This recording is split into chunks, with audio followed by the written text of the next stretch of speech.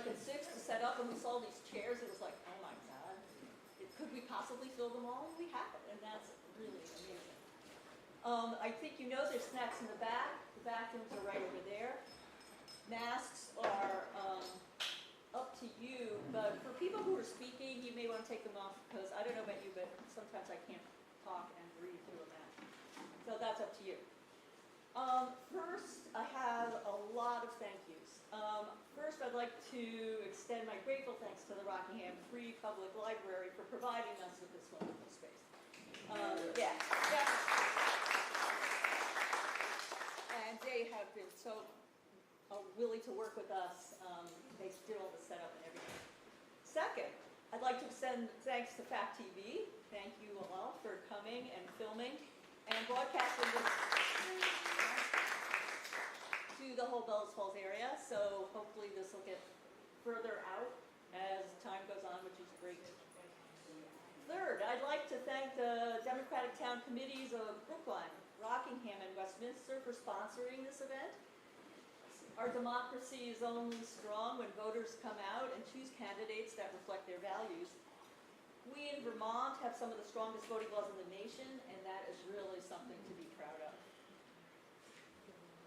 And fourth, I'd like to thank our three candidates for participating tonight, but also for being willing to step up to represent us in the Vermont State Senate.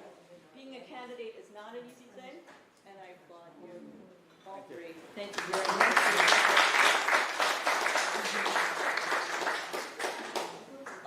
And there are two rules for tonight's event.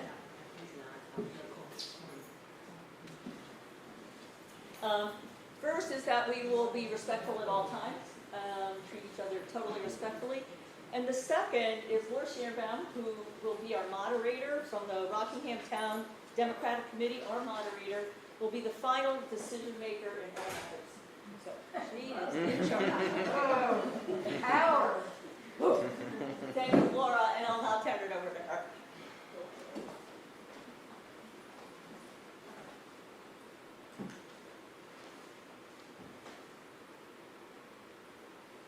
Wow, thank you again all for being here. Again, my name is Laura Shearbaum. I'm a resident of Rockingham. I'm on the Rockingham Town Committee and also on the Executive Committee of the Windham County Democratic Committee. And we are glad to be here tonight. We will start out with submitted questions from prior to this event that were submitted by email. And then we'll move into audience questions. So the submitted questions will be about 45 minutes, and then audience questions. And then we'll leave some time at the end for some informal interaction with the candidates. So the questions that have been submitted, the candidates have received these questions prior to this event. And we will go in the alphabetical order and rotate for each question. We'll start with the introduction of the candidates, and we'll start with Weechi. Could you introduce yourself and tell us, including what you consider your best qualification for serving as a state senator? Hi everyone, thank you for sharing this space with me. My name is Weechi Atu, pronouns he, him, his. So when you ask me what makes me qualified to be able to be your state senator, well, I have 17 years of experience in developing and managing public health programming.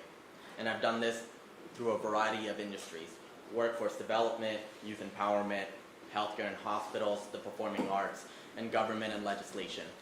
In fact, I was on the governor administration's advisory board for the COVID vaccine implementation.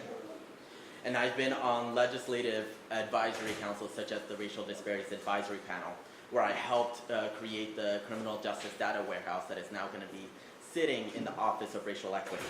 And I did that along with people from the Vermont Law School, from the Attorney General's Office, and the Department of Corrections, and more. And my proudest achievement in that legislation is that the people that decide if, when, how, and why data is collected, analyzed, and made decisions on are the people whose data it actually belongs to.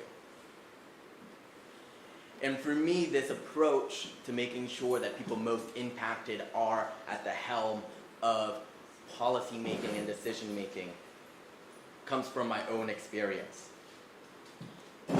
I grew up on Section 8, I grew up on food stamps, I grew up with community programs that taught me how to apply for college, that taught me English. I know how important of the role of government policy in our community is. And I am a qualified candidate for state senate because I know how to facilitate helping you be in that room where it happens. I've done it before, and I'm going to continue to do it because I earnestly believe nothing about us without us is for us. And when I assume that power of state senate, I'm ready to share that power with you. Thank you. Thank you. Wendy, we'll have you go next. Great. Is it okay if I stand up just so I can see everybody? Yes, we'll stand up for the next question. Okay, great. Hello, everybody. Thank you for being here. I'm Wendy Harrison. I'm a Vermonter by choice. I came here in 2017 with my husband. I'm the mother of 2 grown children who are experiencing much of the same things I experienced at their age, but a lot of very different threats, which inform my thinking. I'm a local government professional. I've been a staff member in local government in Florida, and I'll talk a little bit about my experience in Vermont, which many of you know. And I've also been an elected official previously. I served on a town council in Florida for 8 years and worked with inclusive processes to get good work done there.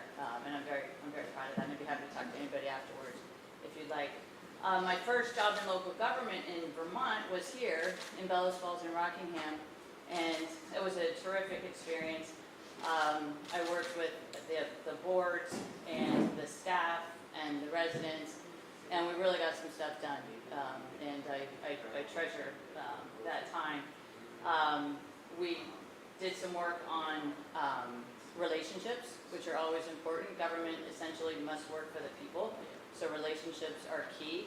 That was a lot of what we did work on, and we also did work with the police department, which was not in its best shape, and so that work, the results of that work continue. After I left, I worked briefly with NACA, the circuit school, while COVID was still happening, so I learned about the pressures on nonprofit organizations, which are different than the pressures on government because they don't have taxes they can rely on. I then went to the town of Vernon, and I did an intentional interim.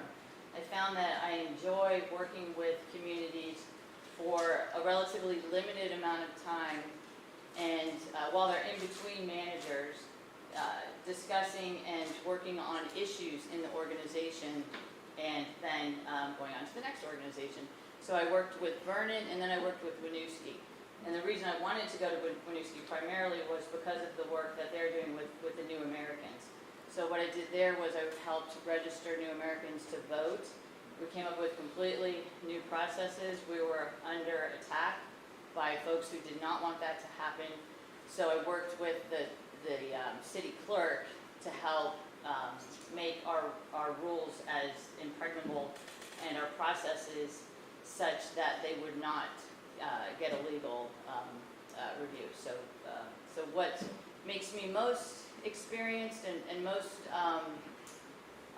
appropriate for the job of state senate is I've seen towns all over Vermont now. I know the structure of towns. I know what towns need. I know what people need, because towns are essentially the government that's closest to the people. So what I want to do in Montpelier is be the representative who looks out for the towns and the people and finds ways for the state to help more directly and to respond to your concerns. So thank you for being here. I appreciate your support. Great. Thank you. It's good to see all of you, and thank you all for coming out. My name is Nader Hashim. I live in Dummerston with my family.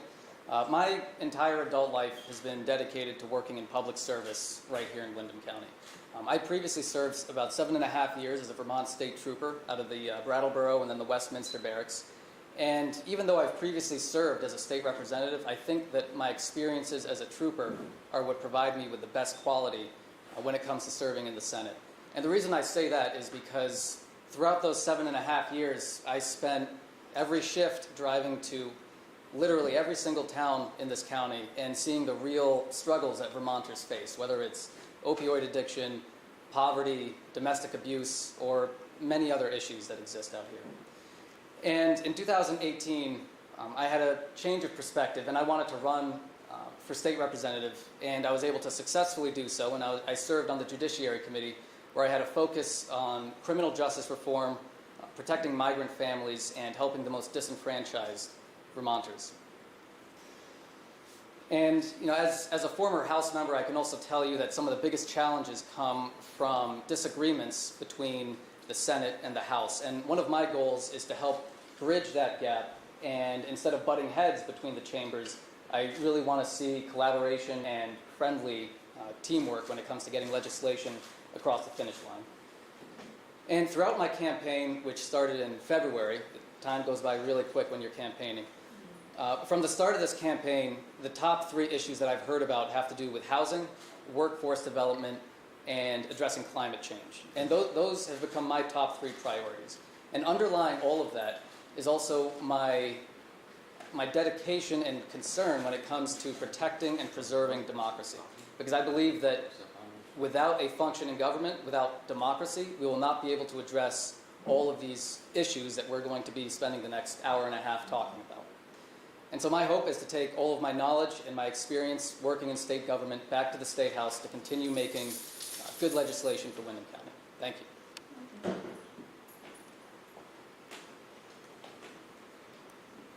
So the next question, submitted by Jean, is about your commitment to this position and longevity in the position, should you be nominated and ultimately elected. Windham County voters have been served by Senator Becca Ballant and Senator Jeanette White for many years in the Senate. Should you be elected, what is your commitment to serving in this role? We'll start with Wendy. Thank you. We have been served very well by our 2 senators, and they've had a lot of longevity. My commitment is that this would be my full-time job. I would work through the summer as well as the session. That's how I do all my jobs, is they're full-time and beyond. So I'm ready to make that commitment. Nader, you're up. So when I think of commitment in the legislature, my first thought goes to the fact that this is work that goes beyond just January to May. This is work that requires the willingness to take time away from family, work long nights, early mornings, work on the weekends, and work during the off season so that you can actually connect with constituents face-to-face in forums just like this. And when I think of commitment as well, the way I interpreted this question with commitment is that the job also involves being able to draft good policy by collaborating with people who may have different viewpoints than your own. And what I mean by that is having the commitment to realizing that just because somebody might have a different letter next to their name, if they're an independent or a Republican, the commitment is to representing the constituents of this county in Montpelier. And one example that I want to share is at the very beginning of my first year, I worked with an independent legislator, Representative Sibilia from Dover, and we both shared a common view as it related to domestic abuse. And so we both worked on legislation to protect victims of domestic abuse. And for me, it didn't matter what letter was next to her name. What mattered was the fact that we both shared this value and our constituents shared this value. And this law ended up passing out of the House and also being signed by the governor. And moving beyond the collaboration piece, I see this, as Wendy said, this is a full-time job. This is something that requires a lot of dedication, and that's what I plan to give. Thank you. Hi, everyone. I want to recognize that we call our legislature a citizen legislature. But I want to call attention to the fact that we just called this a full-time job. You know how much people get paid for this full-time job? $10K a year with no benefits. So in a place where we don't have housing, where we don't have childcare, when food insecurity is on the rise, I want to call attention and recognize the privilege that the three of us have in being able to have the stability to be able to be part of that citizen legislature. My commitment to the citizen legislature and to our people is to make sure that it becomes a citizen legislature that includes the working class. It means that people who bust their butts to pay that rent, to pay for that childcare, that have to go through the bureaucratic barriers of food stamps, that they get an equal say in our policy. That is a citizen legislature. And I want to change the status quo so we can have that be a true citizen legislature. That is my commitment. Thank you. Thank you.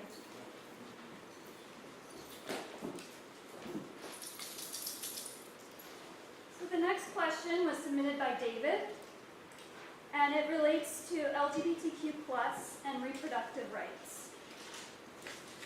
The Supreme Court of the United States has stated High Court rulings that establish gay rights and contraceptive rights should be reconsidered. With that being said, why should I support you in your candidacy? Nader, you're up first. So first and foremost, I think that we need senators who are going to loudly say that we're not going to roll back the clock back to a time when people of the LGBTQ community did not have the same rights, or back to a time when being a member of that community was considered a crime. And we've seen recently that we cannot assume that our rights are guaranteed, and we cannot assume that our bodily autonomy is guaranteed. When I previously served, one of the first priorities of the House was to codify Roe v. Wade into statute, and also begin the process of amending our Constitution to include reproductive liberty. And while we've codified same-sex marriage in this state, I also think that there's opportunity to incorporate that into our Constitution as well. And when it comes to protecting reproductive rights, one of the first steps that I want to take in January is to create safe harbor laws. And safe harbor laws are, these are laws that will protect people who come to Vermont seeking either abortion or reproductive health care or contraceptives. It will protect both that person and the health care provider from prosecution from their home state. And I think that creating those laws and doing that well requires a good and positive working relationship with existing agencies, especially like the Attorney General's office. And I just want to make sure that I answer the question directly, which is why should you support my candidacy?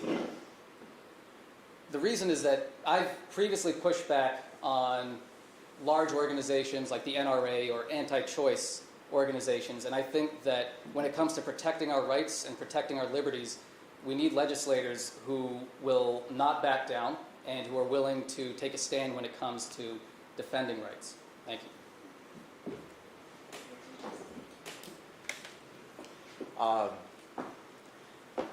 LGBTQ plus rights is personal to me. Not just because I am gay and married, not just because I grew up to gay parents, not just because I have uncles that have died of AIDS, but also because on my campaign trail, I have been questioned of why being gay is so important that should qualify me to be on this campaign. I know what it's like for there to be laws that prohibit you from being you. I know what it's like to always calculate whether you're allowed to even say who you are when you enter a room. LGBTQ plus rights is not just the right of LGBTQ+. It's the right to exist. And that is everyone's rights. As a senator, I want to make sure that we have the right to be legally bonded with whomever we would like to be legally bonded with, regardless of ethnicity, gender, or sexual orientation. I'd like to make sure that we have the right to engage in private sexual acts. And I think we have the right to have quality health outcomes regardless of ethnicity, gender, and sexual orientation. And we have the right to be able to have a job free of discrimination from our gender or our sexual orientation. This is not a fight of yesterday, this is a fight of today. And I say this trying to remind us that a trans woman, Fern Feather, died this year. Thank you.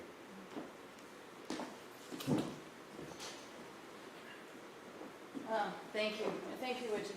I also have an uncle who died of AIDS, and first, it is just appalling to me that we even are back at this conversation. It's sad, and it's what's happening through the country with other issues.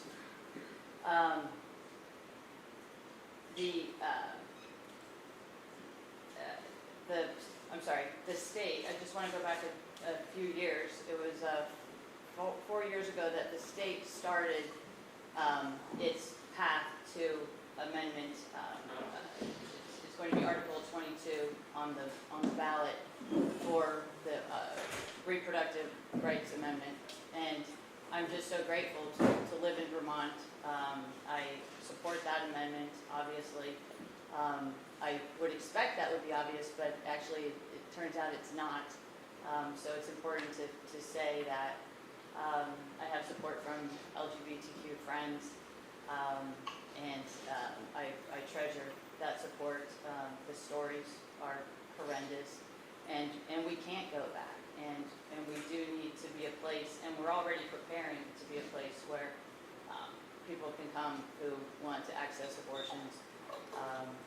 And I'm encouraged by folks I speak with who are willing to be that generous with our space and our money, because it will cost, but it's obviously worth it, and it's important. I think where I can help is, it looks like it's going to get complicated because the battles are going to be fought with ridiculously specific laws on what can be mailed through the mail, because the medication is available for abortion specifically, and so the fight is going to be a very detailed legal fight, and that's something I can particularly help with, because I've been in situations like that where you just need to run through ordinances. But I'm committed. I believe in that LGBTQ, and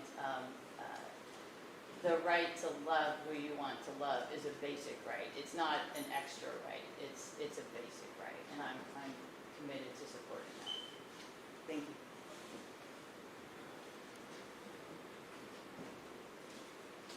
Thank you. And I've got a note that we should try to speak louder into the mic. Fact TV graciously is recording tonight, and we're also, I believe, broadcasting live. So I think it's important for folks to know when we get to the question and answer portion that this is being recorded and will be distributed through Fact TV and other channels, just so you know that this is a public event. So the next question is on behalf of Lydia and Juniper, who are the next generation of Vermonters and citizens of this world, related to climate and the climate crisis we're in. We are in the midst of a heat wave, if you haven't noticed, and a climate crisis. As a senator in Vermont, what can you do to support the goals of the Climate Council in light of the governor's veto against legislation that supports climate goals? And we'll start with Richie. I'll take off my mask so I can be a little louder.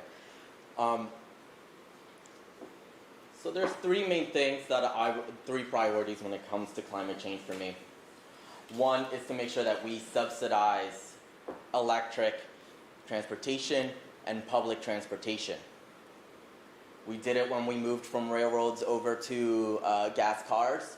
We can do it again to move towards electric cars and public transportation. With the caveat that me, myself, living right off of a dirt road, that we also need to recognize that there is mud season and that we can't leave our rural country folks aside. I also have a big passion for protecting our food and water. I work with NOFA in being able to provide climate resilience grant funding to farmers like me. In fact, in the July rains, which was almost as much rain as we got during Hurricane Irene, part of our field actually fell into the creek. And I was not the only farmer in Athens that it affected. Wild Shepherd had to carry lambs, bleeding lambs, across the river to escape from coyotes. Other people's fields just got watered down and lost crops, or their tomatoes molded. This is an issue of today, and we must mitigate it today. And as we see these climate catastrophes, we are going to see more and more climate refugees. We need to have the infrastructure ready to house, ready to feed, ready to integrate people. And this is already happening. Okay? I come from Puerto Rico, where in 2016, Hurricane Maria swept Puerto Rico. And after 2 days of no notice, the first notice I got of my dad's well-being was seeing my dad's house on the local news destroyed. My dad was able to get FEMA money to repair it. You know what happened 2 years later? Unprecedented earthquake. There are places in this world where we can no longer go back to, where we can no longer live. And we need to prepare, in Vermont being the place that we're going to be least affected by climate change, we need to prepare to be able to welcome new Vermonters. Thank you. Thank you. Can everyone hear me? Is this good? Yes, first of all, we need to elect more Democrats so that we can override the veto. What happened with the last veto, we were one vote short, and that was for the clean heat standard. The state has actually is doing a good job addressing climate change. We have very serious goals, and the goals are compatible with the Paris goals. There are two big producers of greenhouse gas. Transportation is the largest one, and then heat from the cost to heat and cool buildings is the second one. And the state's doing a great job on transportation. That's where they started. There are wonderful incentives for buying electric vehicles, to the point where the state incentive plus the federal incentive allow you to buy an electric car at about the same price as you would buy a gas car. And then what's great for the person who buys the car is that the operation of that car is much less expensive than a gas car, because using electricity to power the car equates to $1.50 a gallon of gas, paying $1.50 a gallon. So that is a benefit to low-income people as well as higher income people. And the maintenance of those cars is also a lot less expensive. Now, what the state hasn't done as good of a job at is advertising those programs to people and making sure that people know about them. I have a hybrid car, a plug-in hybrid, and the person we bought it from had no idea of these state programs. So it's really important that we publicize those programs more. One thing the state's doing right is focusing on when you have a transition, as an example of a car, also when your heating system in your house needs to be replaced. That's where they're focusing their efforts on the heating side of the equation. and providing, again, huge incentives to go to electric heat. So I think we are on the right track. Totally agree with you about climate refugees. I think that's an advantage to us, not a disadvantage, because we need more people to live here, and that's a question for later, so I'll talk about that later.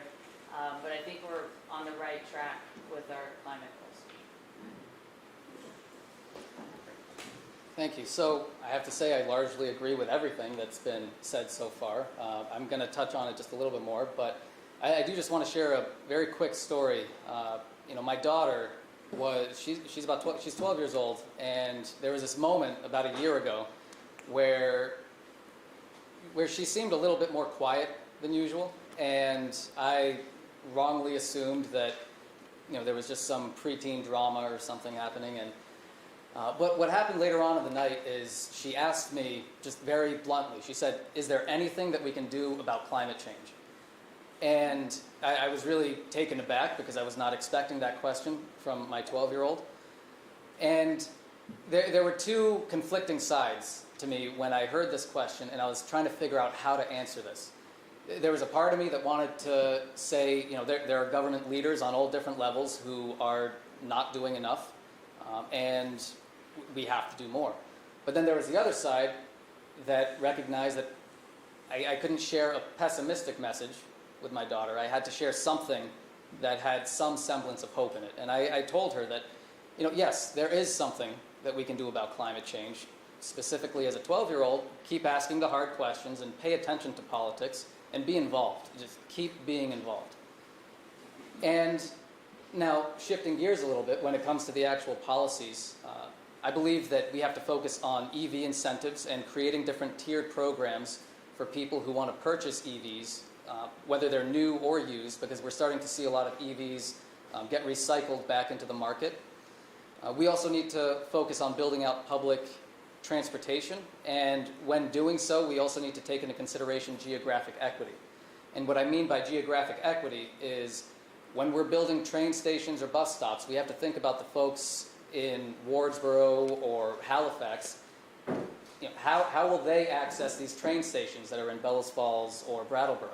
Because folks living out in more rural towns may not be able-bodied and able to bike to these places, or they may not have a friend to give them a ride. And the second part of this also has to do with climate resiliency. We are already seeing climate catastrophes, and we are going to continue seeing climate refugees. I met my first climate refugee, actually, was one of the earliest volunteers in my first campaign who came to Vermont to avoid the fires in California. And we have to be ready by focusing on housing, local food systems, and also protecting our waterways. Recently, I was up in Wardsboro to learn about what it's like to live in Wardsboro. And one of the major concerns when it comes to climate change are the waterways, because that was a town that, similar to Athens, was largely affected by Hurricane Irene, and there were so many houses that basically turned into islands. So we also have to look at building resiliency along our waterways too. Thank you. Thank you. The next question is from Leslie and relates to healthcare. Currently, 3% of Vermonters don't have health insurance, but 40% are underinsured with high deductibles and copays. This leads to care that might be delayed and result in poor outcomes. As a senator, how do you imagine addressing this issue? We'll start with Wendy. Thank you.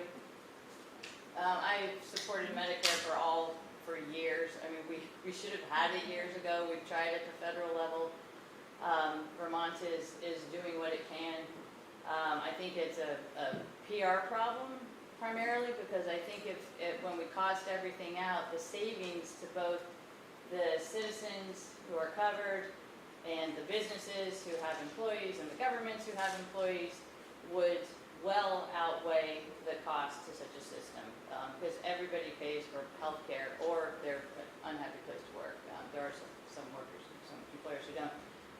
So I'm very much in favor of Medicare for all, and as close to as we can get to it is important. I think we should look at what other states are doing, because we are a small state. My understanding is we gave up previously because we did have too small of a population. I think we should look at other states. Colorado's really making progress. We may be able to do some work with them, and just support any action that moves us closer, because it's fundamental. Nader? Great. So thank you. So first, I just want to share my belief that I don't think that healthcare should be a for-profit industry at all. I think that greed and our country's willingness to monetize just about everything has created the situation that we're in when it comes to healthcare. I think that addressing the rising cost of health insurance and healthcare requires a willingness to collaborate with people who have that expertise. And I'm comfortable in saying that healthcare, that's not in my background. My background is law enforcement and the courts, and tackling something as huge as universal healthcare, which I do support, requires a coalition of legislators.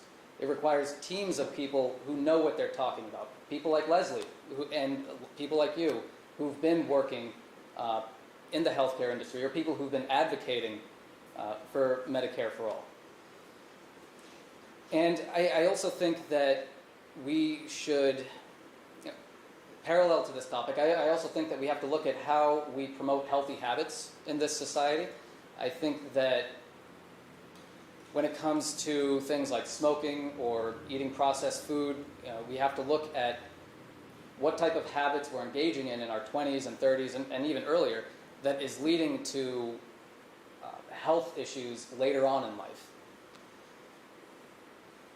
And I also recognize, or I also know that large insurance companies have to go through the Green Mountain Cares Board to get insurance rate increases.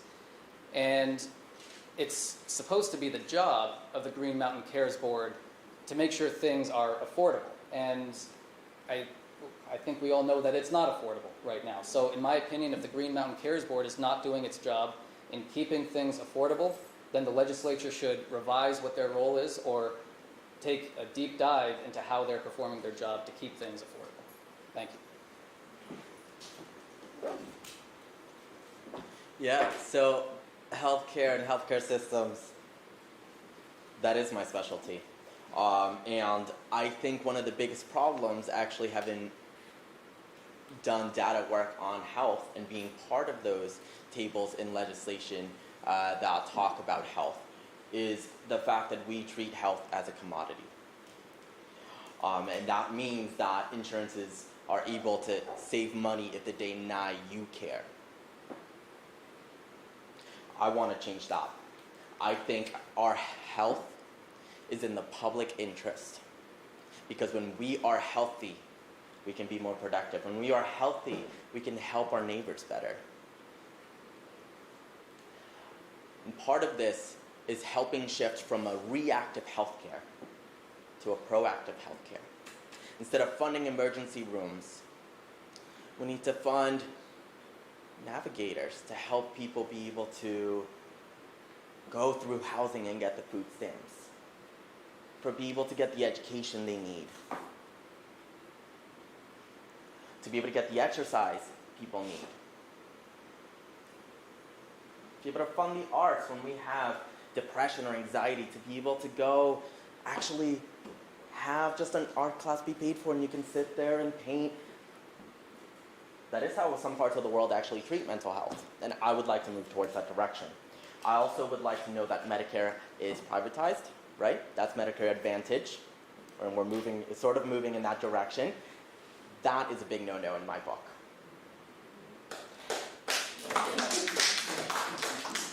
And wanting to note that we're trying to move towards a publicly financed system, right? There was just a bill, S285, that I gave testimony on that moved from a fees for service to a global budgeting where we can be able to just try to meet quality outcomes instead of just trying to make money for more procedures.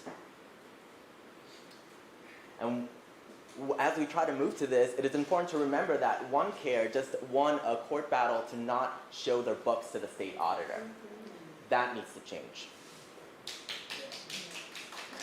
If we want healthcare to work for us, we need to stop focusing on denying people health, and we need to start focusing on promoting people's health. Thank you. Thank you. So in order to get to audience questions, this will be the last submitted question. And we'll be talking about childcare. There was a question submitted by Julia about childcare, especially related to essential workers and early childhood educators and care providers.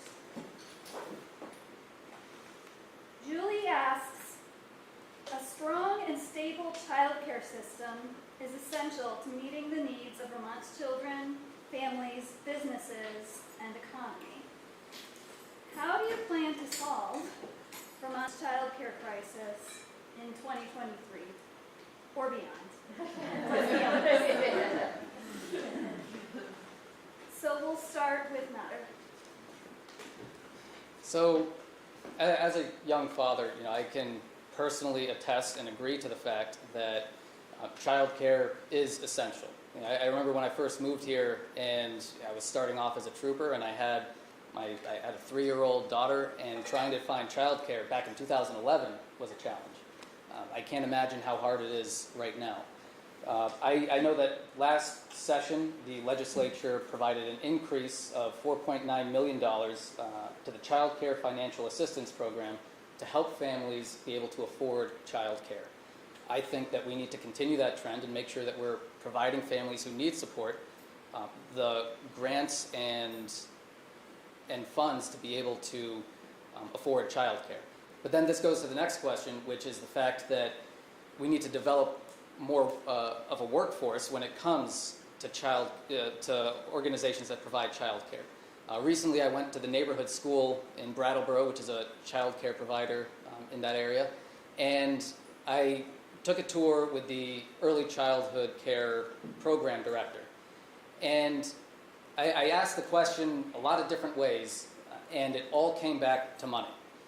People who work in this field need more money. That's what it comes down to. They also need health insurance. And people who enter both the education field as teachers in the K-12 system, or people who become child care providers, they're not doing that job to get rich. They're doing it because they care about children. But I also think that people who do those jobs, they should be able to afford their groceries. They should be able to afford their rent. And they should not live in fear that they're going to be evicted because they can't afford rent, or have to leave a job that they love just so that they can make a livable wage. So those are my thoughts on providing childcare, and it's over the course of this campaign, I've learned that's one of the biggest priorities in this county, and I'm going to continue focusing on it. Thank you.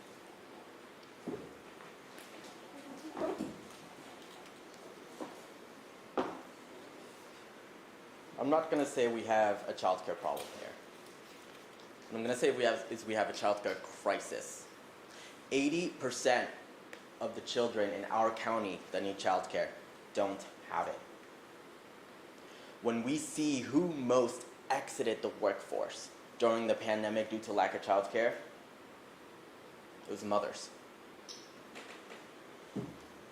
When my sister tried to move to Vermont and the pandemic started, not explicitly, of course, it happens implicitly, but she got fired because she didn't have childcare. Because when you're trying to take insurance calls and there's a screaming child in the background, your boss is going to say that is not appropriate. We have a childcare crisis, and we need to solve it. And I am ready, right after the primaries, to have a roundtable with Let's Grow Kids, with Building Better Futures, to be able to talk what it means to integrate our childcare services into the public education system. No one should have to pay for childcare. And I believe by integrating it into the public school systems, We can consolidate what it actually means to provide childcare, because right now it's divided into different departments. We can talk about what it means to be able to help childcare workers be able to have student loan forgiveness, just like teachers. And we need to recognize that just because we have childcare service, that is not the only service we can provide for children. We need to be able to empower families to be able to bond with their children. We need adequate family leave. So those are the three types of policies that I would want to push to address the childcare crisis. Thank you. Thank you. The evidence is clear that the first 5 years of a child's life are the most important years, and that's when the brain development happens. It's also a critical time for the family itself and the bonding of the family. I was fortunate to be able to stay home and privileged for my children's early years, and I want everyone to have that choice and that opportunity. So I also support expanded family leave. And that's something that will help all of us as Vermonters, not just the family. I've looked at Let's Grow Kids. Their advocacy is wonderful. And the state needs to start spending earlier than kindergarten to have an effective child care program. The state now has a policy that families should not have to spend more than 10% on child care, which is still a fair amount. But many families spend more than 30% on childcare. So it is a crisis. And if we want to get young people to move to this state, we need to find a way to solve that crisis. The state is moving forward, but we need to do more, and I will be there to help. Thank you. So now we'll be moving into the audience participation portion of our evening. And we'll keep answers brief, 2 minutes, around 2 minutes. And you can ask a question verbally. Just raise your hand when we're ready to start that. If you could, I would appreciate you keeping your questions in the form of a question and keeping it brief so that we can get through as many questions as possible. Again, a reminder that this is being recorded. It is a public event. And we prefer questions for all the candidates to answer. If there are questions that you have individually for candidates, we will have time at the end for individual conversations, if possible. So, is there a question from the audience? Gentleman there I saw. Thank you. Thanks for the opportunity to speak, and thank you all three of you for showing up. Please stand up and, I'm sorry. yeah, just speak loud. Sure. Yeah, and I'll also, I'll be summarizing your question for the audio, so correct me if I get it wrong. All right. My name is Bill Morse, by the way. I'm on the Rockingham School Board, and recently, I say 2 months ago, the discussion of child care came up, whether or not we would be able to expand it.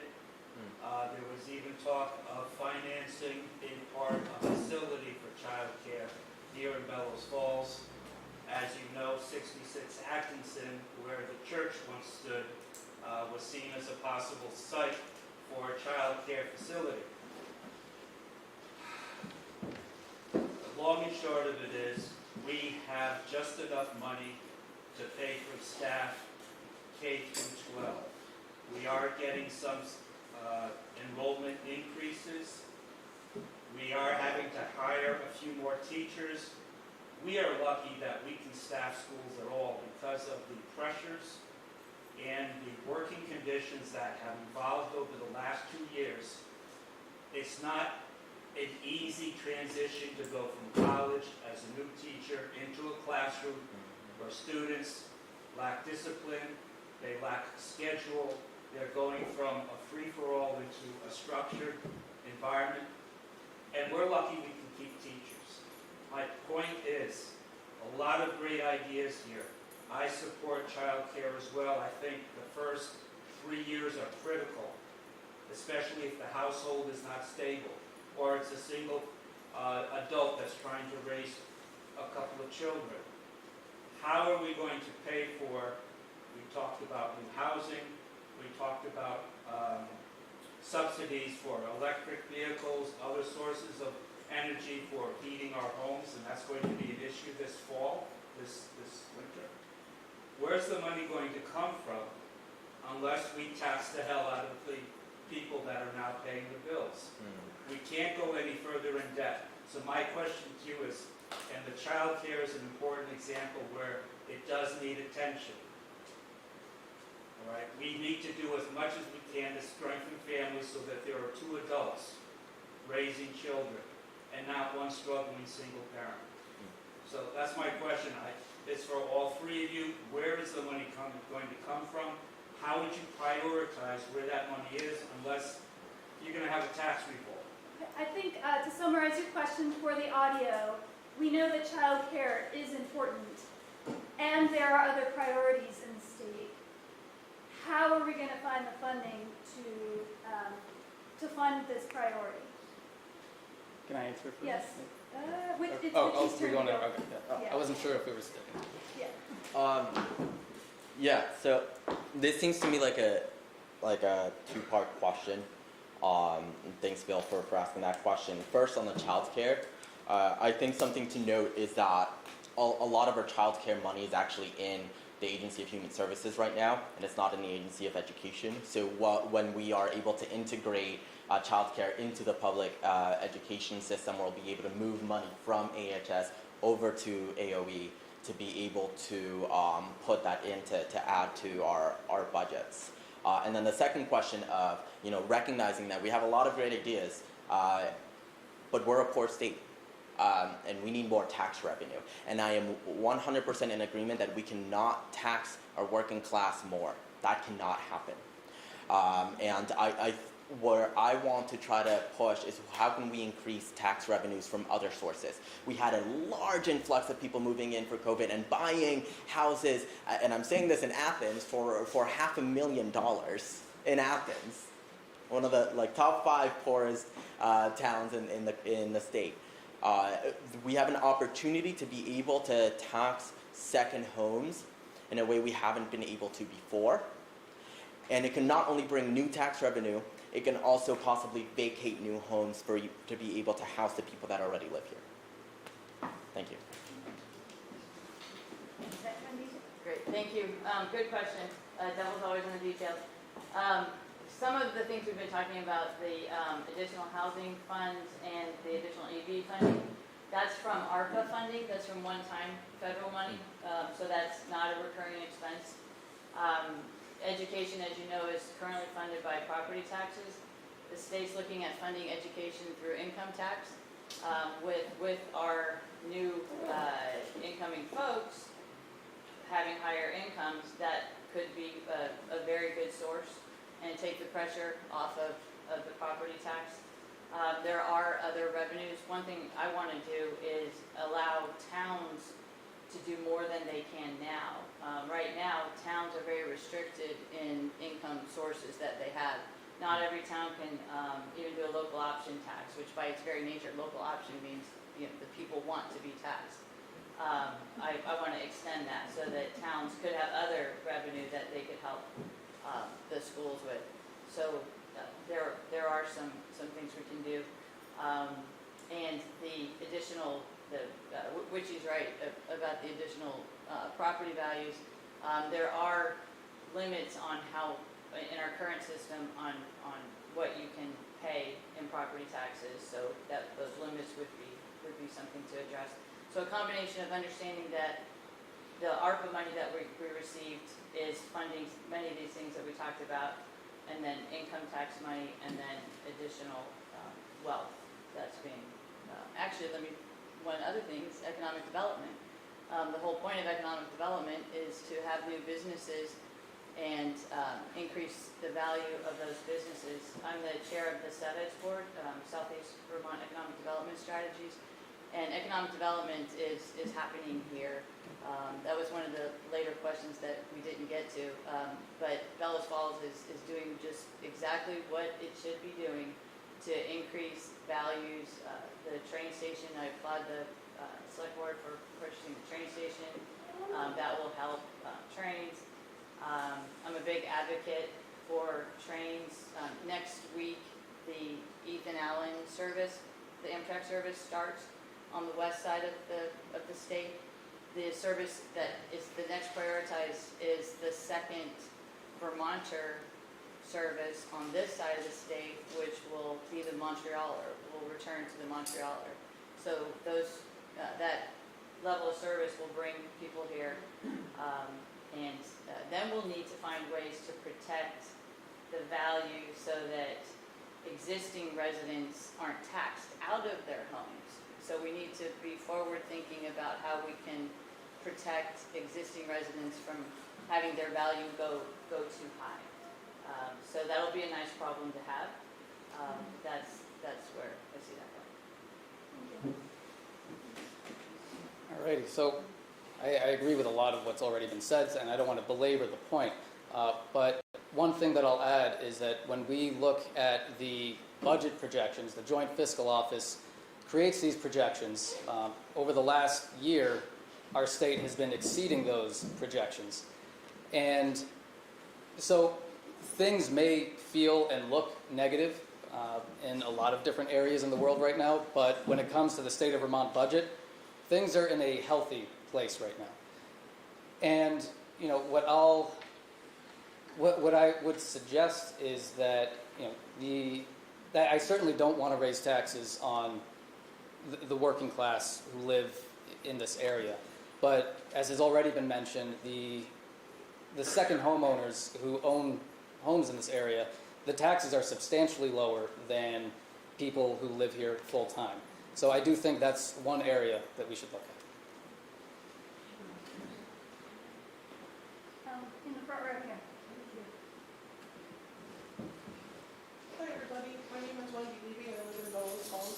This question is for all three candidates. Of all the ways the state collects revenue through taxation, income, sales, property, etc., what form of taxation do you think is the most equitable and why?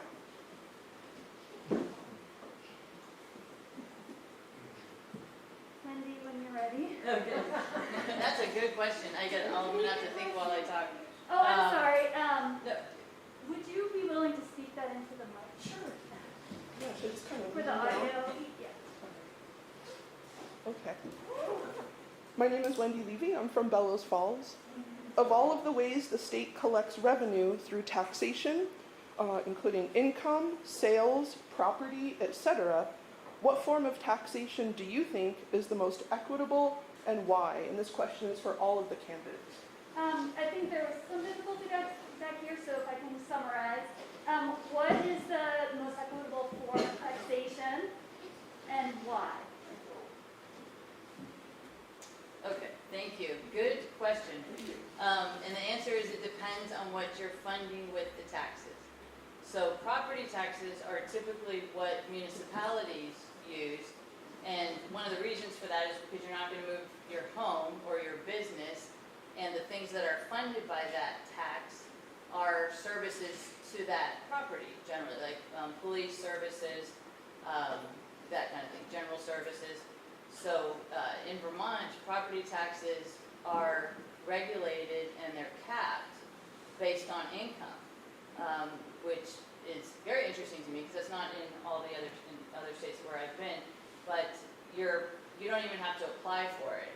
If you have a certain income, the state automatically reduces your property tax. So I think that's terrific. That's fair. It's easy. People don't have to fill out any form. Some people don't even know that they get it. But the necessary revenue to the town to supply those services is there. So income taxes are not in every state. Some states are proud not to have income taxes, and they think that will help people move to their states. Sometimes it does, sometimes when people get to those states, they realize the level of service isn't what it was. Like, for example, when we moved here, our auto insurance went down, it was a 12th of what it was, what we paid in Florida.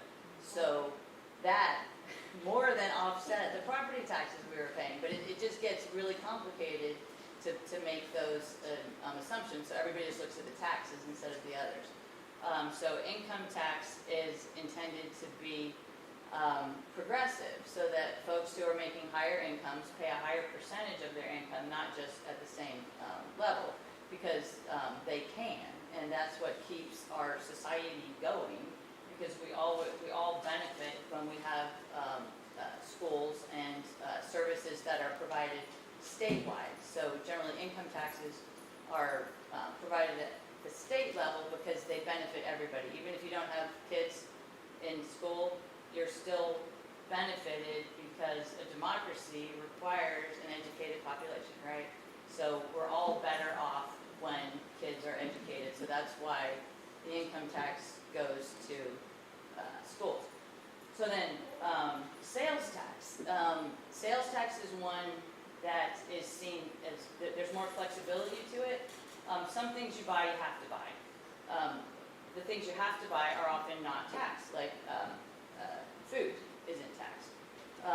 But Let me the local, insert, we need to. move it up, sorry, getting in the weeds. The local option sales tax allows you to tax things that people who are visitors purchase, which is why it's valuable to communities. So I think that's more fair also. Clearly a very Sorry. interesting and great question It- that we could go more into. Nader, go ahead.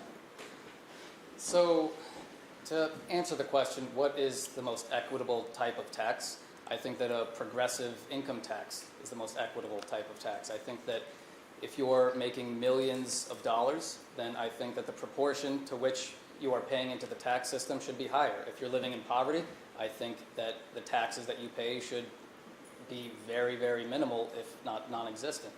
And the reason that I say that is because when people are able to have more money in their pockets to pay for basic essential goods, the economy thrives more and people live more happy lives. And this is also how we reduce crime. A lot of people ask me, because of my background, they say, what's your stance on crime? And it's all linked to poverty. And so I think that when people have more money in their pockets, they're able to save, and they're also able to spend in the local economy. It reduces crime, it's good for the economy, and we're also generating more taxes from folks who are making millions of dollars. So that's my thought on it. Thank you. Yeah, so I think one of the important things that I bring to this, to being able to be a senator is humility and understanding when I'm not quite the expert, and I'm not quite the expert on the different tax rates. However, I can speak from what I know, and I am an equity expert. And what I do know is that when we talk about percentages, it is very unique to a situation. And when we talk about taxes funding services, it's also going to be unique. For example, when we talk about Social Security tax, yes, we are paying for the Social Security income. And people who are earning Social Security income, some folks are only having $800 a month.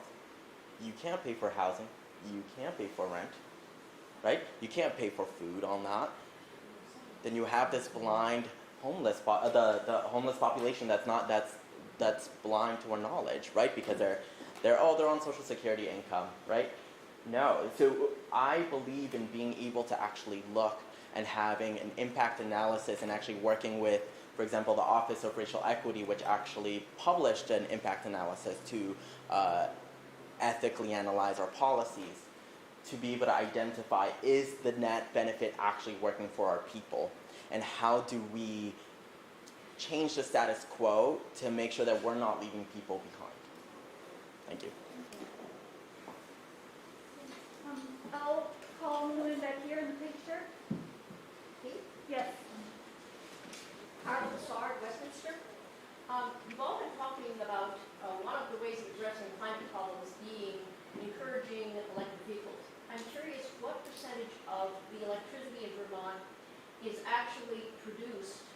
sustainably? And if it's not 100%, can encouraging electric vehicles really address climate problems? Okay, so I think to summarize, if I get it right, what percentage of electric cars in Vermont use, No, what percentage of electric power Of overall in Vermont is produced sustainably? what percentage of electricity in Vermont is produced sustainably? Yep. And how can electronic vehicles support a significant reduction? If Or, you don't have 100% sustainable electricity, encouraging electric vehicles may not be getting you anywhere. so the question You're just is, burning what out can coal. what additional can we do to increase our use of sustainably produced electricity? In addition to electronic vehicles. No, I think That's for your help. yeah, I think the question is if the electricity itself isn't produced sustainably, How then can what's electric the vehicles- point That's of- exactly it. Yep. of doing what? Okay, thank you. I'm a little sweaty and hot here. I don't know about you. Yeah, no, it's Okay, I think we'll start with Wendy. great. Okay, Did we start with you on the last question? I think so, okay. So go ahead. Okay.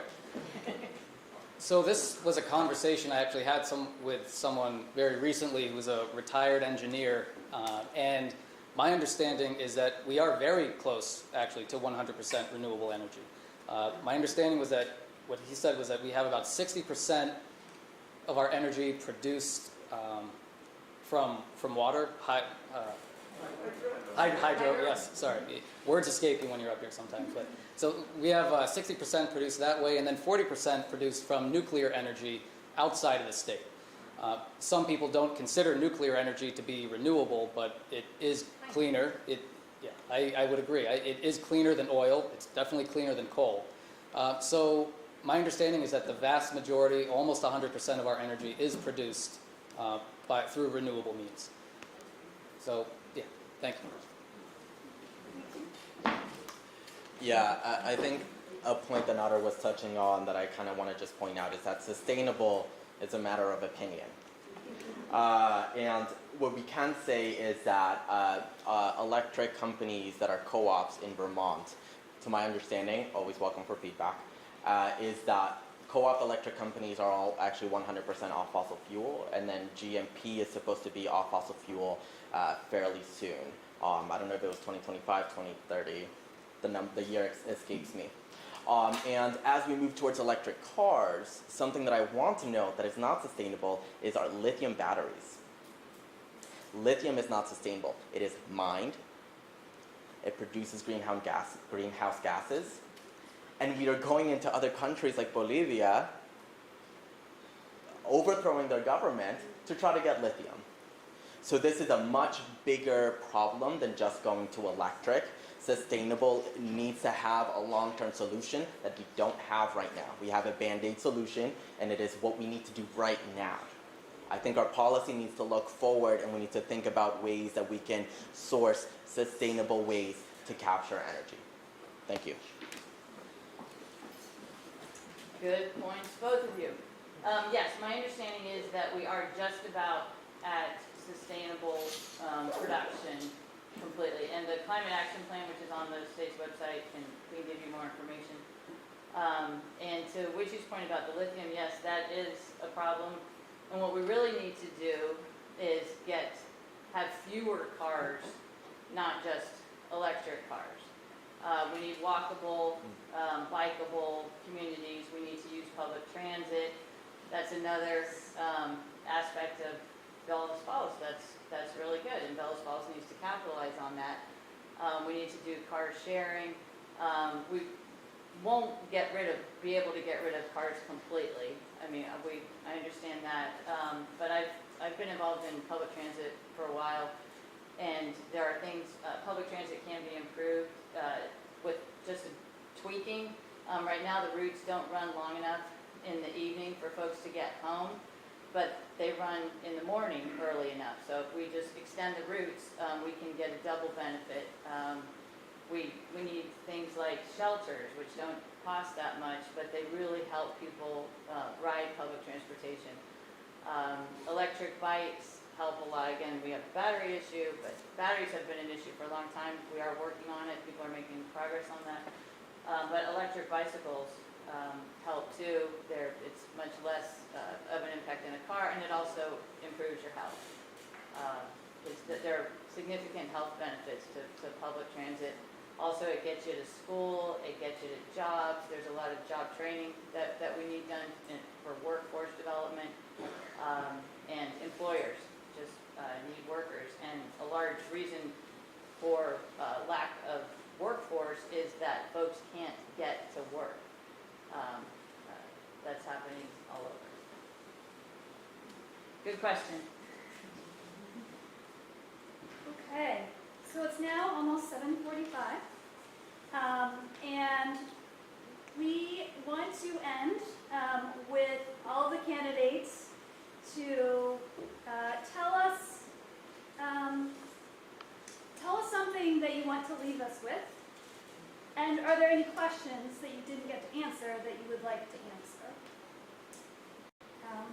Also, you may include in your closing statements how we can reach you and get in touch with you if audience members would like more information or to get involved with your campaigns. So we'll start with you, T. Thank you again, everyone, for joining us on what is the unceded Abenaki territory. I want you to know that I feel like I'm sort of the product of the American dream. I went from poverty, right, from Section 8 to food stamps, through college mentorships, to be part of the middle class. And that type of economic mobility is the kind of mobility we need to foster for our folks. And right now what we have in the middle class is a benefits cliff, where we make too much money to be able to apply for programs, but not enough to be able to weatherize our homes. And what I love about democracy here in the United States, in the mainland, is that we can have a conversation and maybe disagree a little bit, and I won't get jailed. That's nice. So I actually want to push a little bit against something that Wendy said, talking about we need to elect more Democrats. Something that I want us to know is that the biggest enemy to progress is not those who directly oppose it, but those who stand implicitly in front of it, right, and making those barriers. When we talked about, right, when we had the decriminalization of marijuana, you know who was a champion of that bill? Republican Benning. When I approached a Democratic legislature, and I have family that have criminal records from drug dealing, because that is the only way to make money when you are poor in Puerto Rico. And when I asked, I would love to bring some families here, expunge their records, like get them a new life, get a job, right, have the peer support network. What kind of mechanisms are we having to take down this $1 million barrier that exists into entering into the new cannabis industry? I got told by that Democratic legislature, well, we're more focused on people in Vermont who's been affected by cannabis. Hippies like me. Oh yes. So I want us to think outside the bubble. We don't just need to elect Democrats. We need to elect people who have experienced the hardships, who are ready to face the hardships right alongside with you. And I have a question that has not been asked in any of the forums, and it's how we're going to solve our substance use disorder. Because when working on Racial Disparities Advisory Panel, the biggest reason why people are imprisoned is because of substance use. And what happens when you have a criminal record is that you can't get a job, you can't get a house, you can't provide for your community. You lose your peer support network. Where are you left? How can you integrate into the society? We need to move away from an incarceration program to a public health program. And that, for me, is decriminalizing drug use. And I would invite the other candidates for all of us to hear what their stance is on that is. Thank you.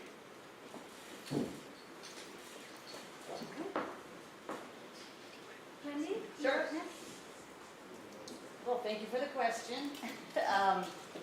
I'll answer that and then I'll talk more generally. I am concerned, and I've heard a lot from folks about the opioid situation. People are not getting the treatment that we promised them. It's a serious, serious problem. And the state needs to fulfill that commitment and that promise to provide the services. We've actually closed sites. And again, it's funding, it's lack of staff, but that's not an excuse. People's lives, people's families' lives are being lost because of this. And actually relative to both of your issues with the Democrats also, Burlington, the city of Burlington wanted to decriminalize or have open use sites. And the governor wouldn't let that happen. So I think we should at least start there. And I'm happy to I would consider definitely decriminalizing because it has worked in other places, but I think we should study it first, learn more about it, because it's taking us over. It's the opioid crisis in particular, but then there are other drugs that are coming also, or that have started to be more prevalent. We need to get a handle on that, and I have heard that from many, many people that I've spoken with. So back to what I was going to talk about. We have existential, the definition of existential problems, problems that could cause us not to exist as a society. Between climate change and democracy, I'm really, really worried about our country and democracy. And those are big problems. It could be that this will get people to vote. We've had a very low amount of folks who regularly vote in elections in this country. It takes a lot to get people to the polls. And even though one party is making it worse for that, we need to show up. So even if you don't vote for me, just vote. We've got to appreciate the value of our vote. And I think that appreciation is coming. I choose to be optimistic and look at the potential that we have. Our children, our kids, our young people are getting motivated. Older people are getting motivated. I think we're all getting motivated because we've seen just how scary things can be. So I think this could be an amazing time for us these next few years, but we all need to participate. We've got to participate. So that's the message that I want to leave you with, and that's the message that I promote. I want people to be involved in government. Government is for the people, and it hasn't been for the people as much as it needed to be, and we may finally have come to the point where the people demand that it be what it should be. Thank you. Okay, same question, additional question to you, Nader, and what would you like to leave us with?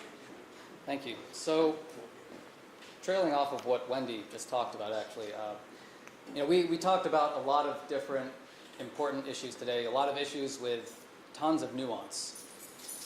But the underlying issue, for me, has to do with protecting and preserving democracy. And I just want to share a quick story about that. On the day that I was sworn in as a state representative, I had a lot of family coming up to visit. And it's typically a family affair. Everybody comes up. And my family on my mother's side is originally from Iran. They came here in the 80s to avoid political persecution. And so my grandmother, she was crying. And they weren't tears of joy because she was thinking back to how she used to hide in her basement to avoid political persecution. And in her lifetime, she's now watching her grandson get sworn into a functioning democracy. And every time I think of January 6th, I think of my grandmother. So, sorry, get a little teary-eyed sharing that story, but that's why protecting democracy is so important to me. Because if we don't have a functioning government, if we don't have a democracy, we're not going to be able to address all of these issues that we've been talking about.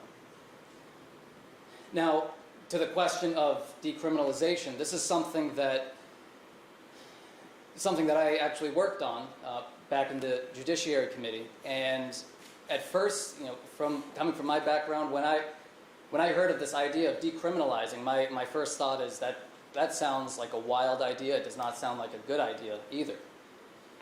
But when you look at the evidence, when you look at what's happened in Portugal with overdoses plummeting after decriminalization, the evidence shows that decriminalization works. And I worked on legislation to support decriminalization, and even though that legislation was very incremental, it still got, you should have seen the sales. It was full of cops coming to protest against it, despite the fact that evidence shows to the contrary that decriminalization works. So what I want to leave you with, and just to be clear, I support decriminalization. What I want to leave you with is that I've previously supported raising the minimum wage, I've supported paid family leave, I've supported protecting access to reproductive health care and abortion, and these are the things that I want to continue working on if I'm able to be elected as your senator. So thank you all. Well, that concludes the question and forum for tonight, and I want to appreciate all three candidates for their preparation and their putting themselves out there as candidates and for your thoughtful responses. So I think we should give them a round of applause.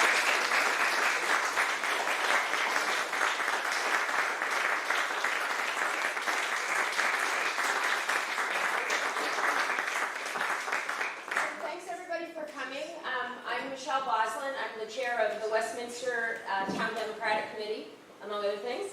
And we were one of the three committees that sponsored the gathering this evening. So I'd like to thank all of you who participated. I'd like to thank all of you who helped bring snacks. I'd like to thank the candidates for joining us today. And please, as a reminder, do your homework. These three people are running. Two of them are going to win in the primary. The primary is happening on August 9th. You can get your ballot and vote tomorrow if you wanted to, or you can vote any day between now and August 9th. In the general election, we've all got competitors. Two of these candidates will be in the Senate. There will also be senators that are running from the Republican Party and independents. So think about what you've heard, think about what you care about, do your homework, and please go out and vote. Vote in the primary, and please also vote in the general. We've got some really big things at stake. People were talking about Proposition 5. It's going to the voters in the general election. You get to determine, are we going to have reproductive choice amended so that that is guaranteed in our Constitution? We'll be the first place in the United States to have that guaranteed in our Constitution. So a lot of important things are coming up. Please take some time. I believe all the candidates are going to be here for a little bit. You're welcome to come up and chat with them. People have material on the back table. We have seltzer, we have snacks. Grab some food and bring it home with you. And if you'd like to find out more, please, follow up.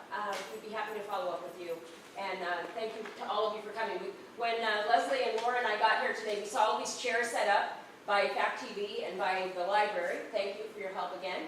And we thought, oh gosh, there's too many chairs. We're never going to fill those all up. And look at you showing up. So thank you for the challenge.